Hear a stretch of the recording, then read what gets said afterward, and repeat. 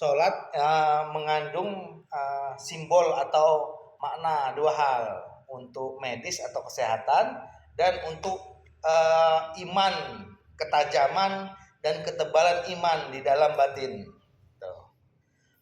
Cara menangkapnya bukan dari leher ke atas. Kalau leher ke atas ini dengan akal, tapi dengan leher ke bawah dengan mata batin, hati, kolbu yang paling dalam, mata batin, ainul basiroh. Pertama takbir itu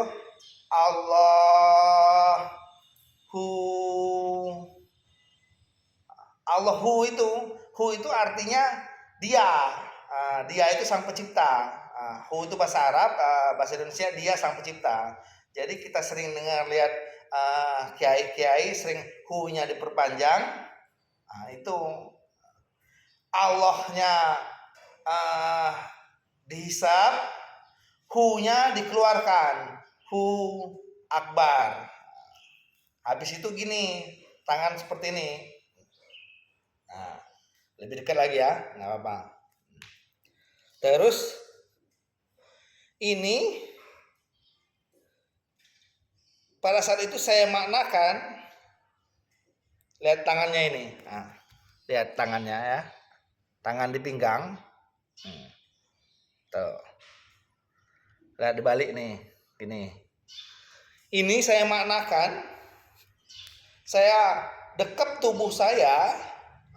Saya sangat menyayangi tubuh saya.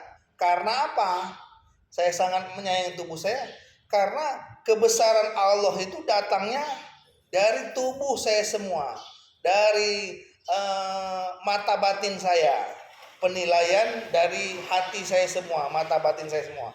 Jadi kebesaran Allah itu datangnya dari tubuh saya semua. Saya dekep erat saking saya sayangnya tubuh saya ini. Kalau ini kan tidak dekat.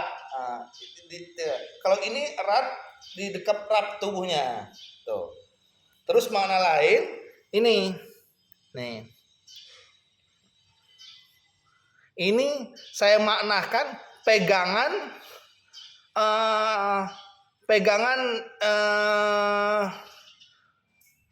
ini saya maknakan Allah dan ahlak-ahlaknya meniru Rasul. Dua ini. Ini dua ini. Jadi berpegangan dua, Allah sang pencipta dan meniru ahlak-ahlak Rasul dua. Pegangan ini agar saya maknakan tidak terlepas dari dua ini. Tuh. Nanti ketemunya sambil nyupir, sambil makan, sambil ngobrol, setiap detik hembusan napas itu menyimbolkan yang Maha Kuasa, menyimak orang lain sambil setiap detik hembusan napas yang Maha Kuasa. Jadi itu nanti bisa menyimbolkan ainul basiroh atau mengambil makna yang kenyataan yang kita alami saat ini. Di situ seperti itu. Saya ulangi, ini dekapan bahwa menyayangi tubuh ini, bahwa kebesaran Allah itu sumber dari tubuh kita sendiri, di dalam tubuh, bukan dari sini, bukan, dalam tubuh hati. Terus yang ini dua ini selalu berkiblat kepada Allah, satu. Yang kedua mengambil akhlak Rasul. Pegangan erat ini agar tidak lepas dari dua ini. Jadi tubuh yang didekap ini, kebesaran Allah jangan lepas dari dua ini. Akhlak Rasul penyempurna gitu. Termasuk ya nabi-nabi lainnya diimani nggak apa-apa. Iman itu ialah kisah-kisah positifnya atau kata-kata maupun perbuatannya. 25 nabi yang lainnya. Tuh, lanjut lagi yang ke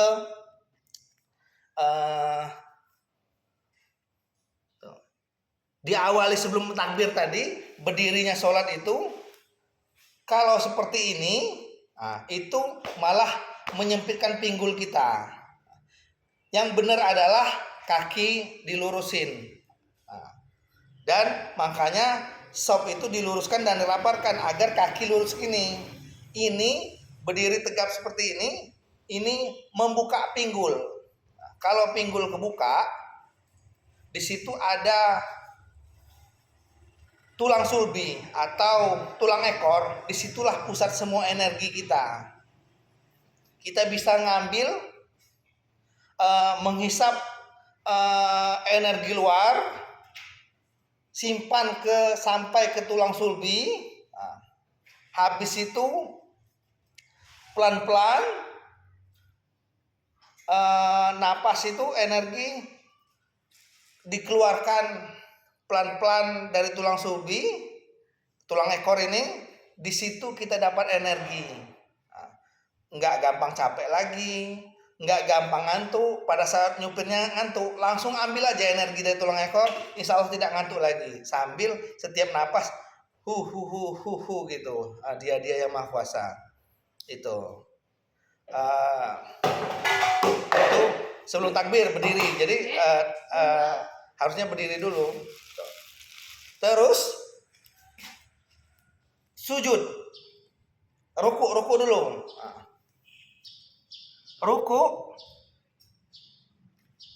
Ruku itu maknanya karena tulang sulbi butuh suplai darah dan lain-lainnya, dia tulang punggungnya harus dibenarkan letaknya, termasuk urat-urat saraf. Jadi ruku itu makna untuk kesehatannya, untuk medisnya adalah untuk meluruskan, menarik seluruh saraf ini. Kita tekan sekuat mungkin sampai tidak kuat lagi. Disitulah hakikatnya untuk medis, menarik seluruh urat saraf kita dari di bawah telapak kaki sampai ke seluruh tubuh. Nah, habis itu pada saat berdiri lagi, habis ruku, langsung kendor lagi urat-urat saraf. Nah, itu luar biasa untuk manfaatnya. Kalau darah lancar, darah dalam urat itu nanti berpengaruh dengan energi dari tulang sulbi juga. Terus sujud. Nah, sujud itu upayakan pegang sini, duluan lutut. Ini. Nah, balik ya. Kalau kita tangannya ke lantai, coba ya, tangannya ke lantai. Nih, ini tidak terlalu nekuk jari. Tapi kalau tangan kita di paha, terus lutut duluan yang nyampai. Lihat, jari kaki kita ditekuk. Ini maknanya manfaatnya untuk medis, untuk kesehatan tubuh luar biasa banyaknya. Gitu. Apalagi kita praktekkan sesering mungkin seperti ini.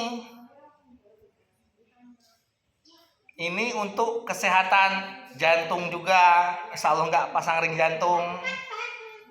Dan sujud itu terbalik, pusatnya mesin kita di sini pompa, terbalik. Selama ini kan mesin otak kita di atas, pusat saraf, mesin kan yang agak panas biasanya di atas gitu. Selama di atas, pompanya di bawah. Ini kalau sujud kita balik menjadi, kita balik. Di sini terbalik, pompa di atas, mesinnya di bawah. Tuh.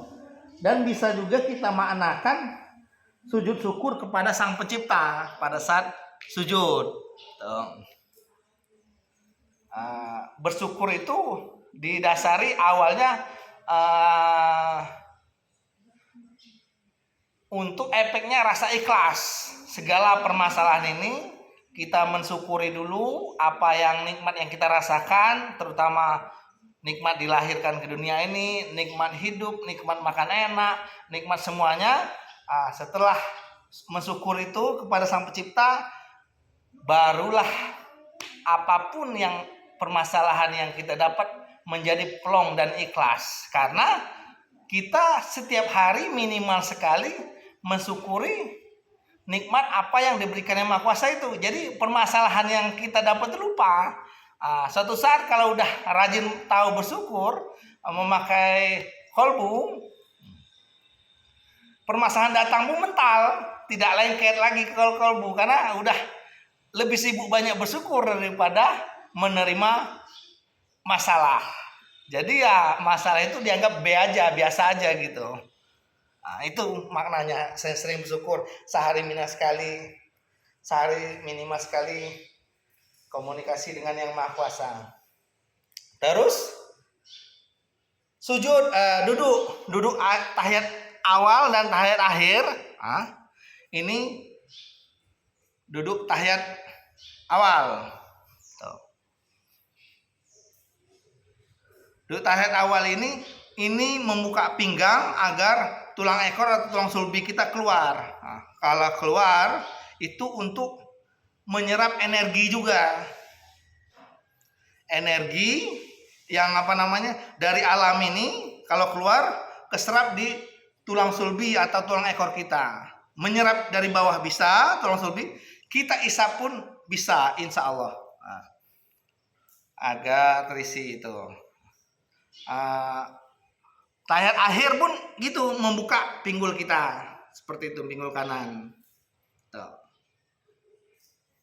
Dan membuka lagi latihan tulang sulbi, duduk rapat seperti ini, kaki rapat dan badan dilurusin, tegakin sesering mungkin seperti ini. Ini membuka tulang pinggul agar tulang ekor atau tulang sulbi keluar. Jadi mampu menyerap energi, kita nggak gampang capek. Tengah malam kita kalau sholat tengah malam nggak ngantukan dan lain. Kalau duduknya bersandar, nah itu malah menutup pinggul, menutup tulang sulbi keluar, tulang ekor. Kalau kaki kita buka seperti ini, malah tidak membuka. Itu maknanya seperti itu. Namun ada juga latihan untuk membuka pinggul tulang sulbi. Pada saat kita tenang,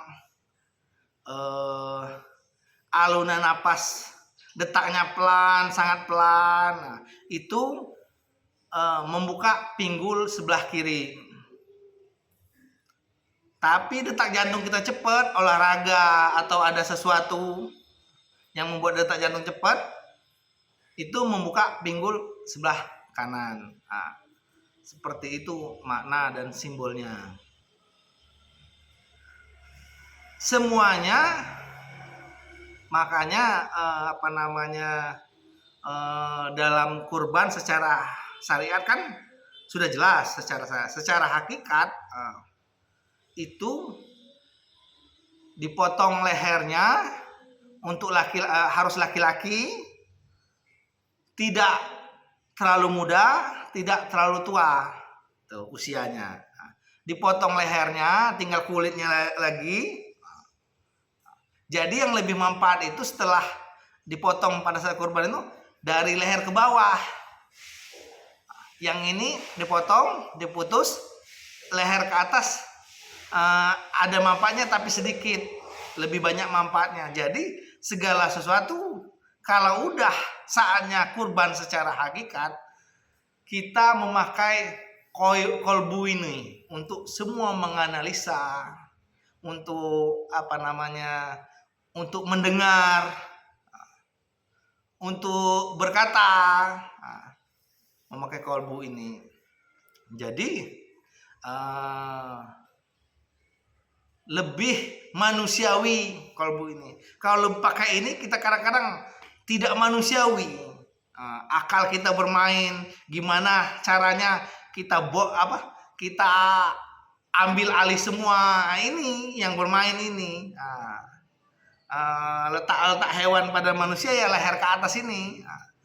Tapi kalau udah siap saatnya dari leher ke bawah, sudah saatnya berkorban secara hakikat. Nah, ini bagus untuk pemangku kepentingan dari lurah atau kades sampai atas presiden pemangku kepentingan. Dia memakai hati dan rasa, pakailah dari leher ke bawah. Tapi untuk mendengar analisa itu wajib berwali. Walikan kepada Sang Pencipta. Contoh kita mendengar kajian, mendengarkan hadis Al-Qur'an atau dengan bahasa Indonesianya hadis Al-Qur'annya atau kisah-kisah zaman dahulu.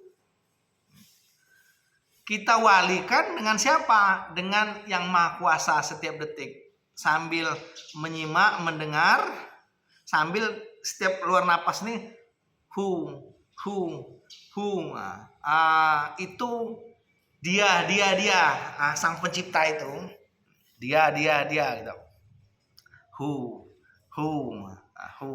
Jadi alhasil yang kita tangkap di sini, bukan di sini. Nganalisanya di sini. Hati atau ainul basiroh gitu. Tapi kalau enggak kita walikan dengan Sang Pencipta itu tadi, setiap detik itu kaitkan dengan Sang Pencipta apa yang kita dengar, kita kadang tersesat, dikendalikan oleh setan atau hewani. Ya, sifat hewani ini kan dari leher ke atas. Jadi kitanya mendengar orang itu muslihat, jadi kita muslihatin balik gitu. Jadi kita menjadi manusia kedip mata gitu. Gitu. Jadi muslihat manusia kedip mata gitu atau muslihat gitu. Atau jiwa preman kita keluar sehingga kalau diolah dari leher ke atas itu jiwa nggak benar kita keluar karena diolah pakai leher ke atas. Kita menyimak orang ini nggak benar sehingga kita pakai ilmu senggol bacok, senggol dia langsung bacok gitu, atau dia udah menyenggol kita sehingga kita bacok gitu. Nah itu pakai leher ke atas, itu ilmu senggol bacok juga nggak bagus. Yang bagus itu kita mendengar orang lain, menyimak orang itu nggak benar ini, udah maklumin aja, itu kan semua manusia itu proses, maklumin aja. Kita doakan saja yang terbaik dari Yang Maha Kuasa untuk dia. Kalau suatu saat ketemu orang seperti itu, dia kepentok, dapat masalah, bingung solusinya dan bertanya dan benar-benar butuh jawaban, barulah kita kasih tahu. Kalau bertanyanya hanya ngetes, dia udah tahu jawabannya, atau dia bertanya mancing polemik, sebaiknya nggak usah dijawab, bilang nggak tahu aja, ngabisin energi kita. Kita udah mencari, berharap dari Maha Kuasa energi melalui terhimpun di tulang solbi, tulang ekor ini, tapi malah dihabiskan energi. Mungkin cukup demikian, dengan kerendahan hati, dengan miskin ilmu, ajar-ajaran agama, karena sayanya sekolahnya sekolah umum semua, SD, SMP dan semuanya umumnya, jadi minim hafal-hafalan tentang agama dan kerendahan hati. Bukan dengan maksud untuk ngajari, tapi semua ini didapat karena mengolah dari bawah ke sini, mendengarkan, menyimak.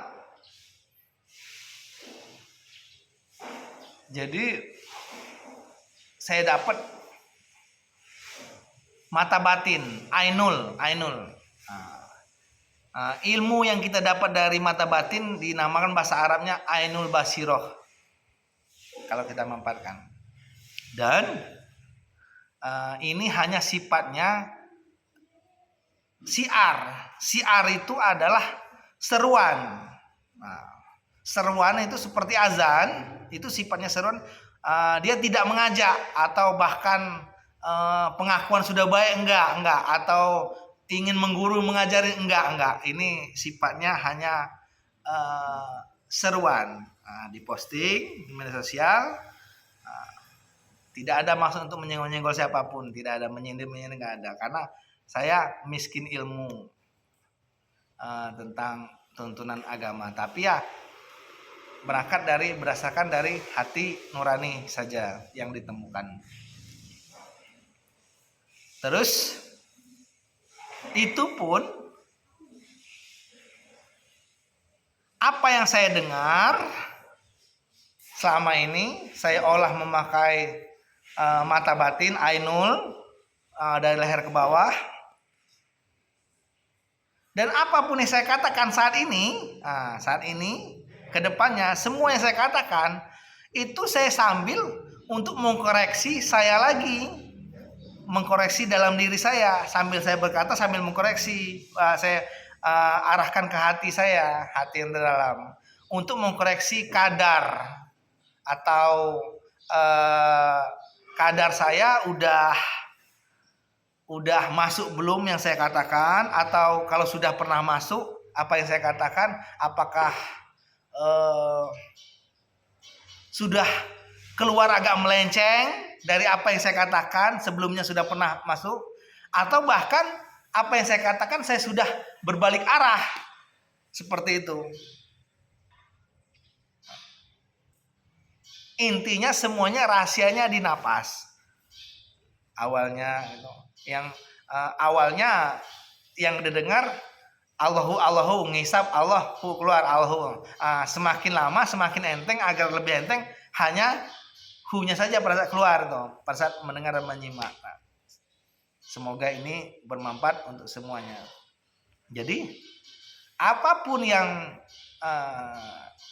kita ketahui masa-masa dahulu, tuntunan Al-Quran, hadis, semua kisah-kisah sejarah dan kisah-kisah yang lain, itu kita kawinkan dengan apa yang di dalam batin kita, yang sudah kita alami maupun yang belum kita alami, tapi semua tersimpan di dalam batin kita semua. Setelah kita kawinkan, itu sah atau kita ijabkan. Ijab itu seperti orang dua belah pihak berdagang, sepakat dan tidak ada yang dirugikan, barulah terjadi ijab. Itu juga hafal-hafalan agama zaman dulu, ilmu Rasul, Al-Quran, hadis dan lain-lainnya, kitab kuning juga kita dengar, kita kawinkan dalam diri kita.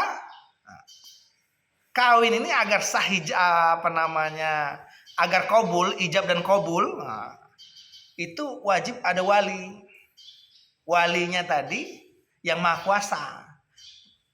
Kita kawinkan ini ada wali enggak? Yang maha kuasa, sang pencipta tadi. Dengan sambil menyimak proses mengkawinkan, menyimak tadi, ingat dengan maha kuasa tiap detik. Hu tadi, dia bahasa Indonesia ya, maha kuasa. Itulah murni tuntunan ilahi atau ainul basiroh dan lain-lainnya. Ini semoga bermanfaat, karena kalau udah mencapai ini tidak perlu lagi nanti nanya-nanya sama robot AI yang lebih banyak ilmunya, rekod ilmunya robot AI. Semuanya di dalam diri semua. Dari kisah-kisah yang lama, Al-Quran, hadis, maupun yang pada saat kita berjalan melihat alam merespon, kita ambil menjadi hikmah atau semesta itu ialah isinya sesama manusia ini. Kita melihat sesama manusia, kita ambil hikmah, kita kawinkan di dalam diri, ya itu bisa juga dengan berbagai sumber. kisah-kisah terdahulu yang dibukukan tersurat dalam Al-Quran, hadis dan lain-lain, maupun yang kita ambil hikmah di alam semesta ini pada saat kita perjalanan dalam kehidupan. Tapi jangan lupa diwalikan dengan dia, hu, setiap keluaran hu, dia bahasa Indonesianya, dia itu sang pencipta gitu. Demikian, dengan kerendahan hati, mohon maaf bila ada tidak berkenan. Saya akhiri. Wassalamualaikum warahmatullahi wabarakatuh.